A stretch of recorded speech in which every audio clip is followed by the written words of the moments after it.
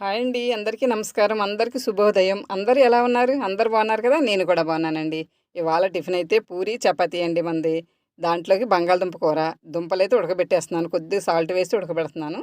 ఇప్పుడైతే గోధుమ పిండి మేము ఐదుగురు ఉన్నాం. ఐదుగురు సరిపడగా గోధుమ పిండి అయితే తీసేసుకున్నాను. సరిపడగా ఉప్పు వేసాను. రుచికి సరిపడగా వేసుకోవాలి కదా! అలానే ఏసేసాను ఉప్పు కూడా. ఏసి మొత్తం అంతా కలుపుకున్న తర్వాత కొంచెం ఆయిలు. ఒక 2 స్పూన్ల ఆయిల్ అయితే వేసానండి. ఎందుకంటే చపాతీ కూడా చేస్తాను కాబట్టి గట్టిగా లేకుండా చపాతీ మెత్తగా రావాలంటే కొంచెం ఇలా ఆయిల్ వేసుకుంటే మనకి ఎక్కువసేపు ఉన్న మెత్తగానే ఉంటాయి చపాతీలు. అందుకని కొద్దిగా ఆయిల్ వేసి మొత్తం అంతా ఇలా కలిపేసుకుంటున్నాము. ఇలా కలుపుకున్న తర్వాత కొంచెం వాటర్ వేసుకొని మనమైతే పిండి రెడీ చేసుకుందాము. నిన్న మేము పప్పు నానబెట్టలేదండి.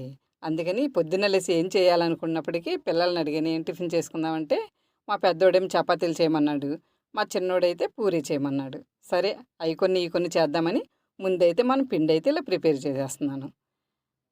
ఎందుకంటే చపాతీ అయితే ఆయిల్ ఎక్కువ ఉండదు కదా! అందుకే మా పెద్దోడికి ఆయిల్ ఎక్కువ ఉండకూడదు. అందుకని చపాతీ ఏయమన్నాడు. మా చిన్నోడికి రుచి కావాలి. అందుకే పూరీలు ఏయమన్నాడు. అందుకని అవి కొన్ని ఇవి కొన్ని చేద్దామని ఇప్పుడైతే పిండి కలిపేసి రెడీ చేసేస్తున్నాను. ఇలాగా కలిపేసిన తర్వాత ఒక అరగంట సేపు మూత పెట్టి పక్కన పెట్టేసుకోవాలి.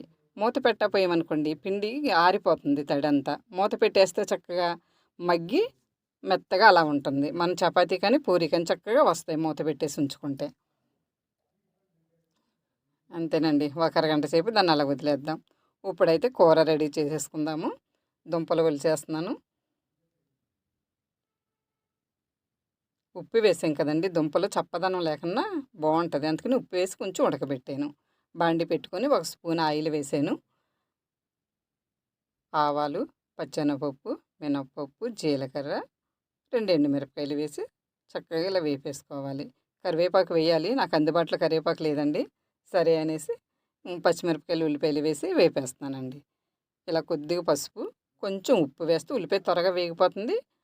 కమ్మదనంగా కూడా ఉంటుంది ఉల్లిపాయ. ఒక క్యారెట్ కూడా తరిగేసి ఇందులో వేసేసుకుంటున్నాం. ఎందుకంటే పూరి చపాతీ కదండి కూర. కలర్ఫుల్గా ఉండాలంటే క్యారెట్ వేస్తే చక్కగా రుచి బాగుంటుంది. చూడడానికి కూడా అందంగా ఉంటుంది కూర.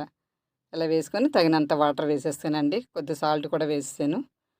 వేసి కొంచెం ఇలా ఉడకనివ్వాలి. ఉడికేటప్పుడు కొంచెం గరం మసాలా వేసుకొని కొద్ది ఉడికిన తర్వాత ఒక స్పూను శనగపిండి నీళ్ళలో కలిపి అది కూడా వేసుకుంటే కూర చూడండి గ్రేవీ బాగా వస్తుంది మనకి. అంతేనండి కూర అయితే రెడీ అయిపోయింది. ఇప్పుడు పూరీలు అయితే వేసేస్తున్నానండి. చూస్తున్నారు కదా ఎలా చక్కగా పొంగుతున్నాయో గోధుమ పిండితో పూరీలు ఇలా పొంగుతాయి. మీకు నచ్చినాయా? కూర రెడీ. అంతేనండి వేడి వేడి కూర చక్కగా